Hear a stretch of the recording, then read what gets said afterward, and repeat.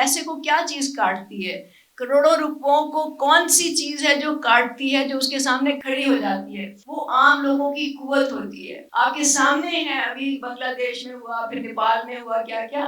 لیکن فرق یہ ہے کہ وہاں پہ عام لوگوں نے سڑکوں پہ نکل کے، وہ جو سیاستدان تھے، وہاں کے جو حکومتی جو لوگ بیٹھے ہوئے تھے، انہوں نے ان کو تو بدل دیا، لیکن وہ نظام کو نہیں بدل سکے. کیونکہ نظام کو بدلنے کے لیے آپ کو ایک نظریاتی سیاسی عام لوگوں کی قوت چاہیے ہوتی ہے، جو کہ منظم ہو، پولیٹیکلی منظم ہو. صرف سڑکوں پہ نکلنے سے، صرف نعرے لگانے سے، صرف توڑ پھوڑ کرنے سے آپ کچھ چیزیں بدل دیتے ہیں، چہرے بدل دیتے ہیں، لیکن آپ اصل جو چیز ہوتی ہے، جو کہ آپ کا سسٹم ہوتا ہے، جو کہ اس وقت پاکستان میں بلکہ پوری دنیا میں عام لوگوں کے لیے وہ سسٹم کام نہیں کر رہا، وہ صرف چند لوگوں کے لیے کر رہا ہے، وہ آپ نہیں بدل سکتے جب تک کہ آپ ایک منظم سیاسی قوت نہ بنے.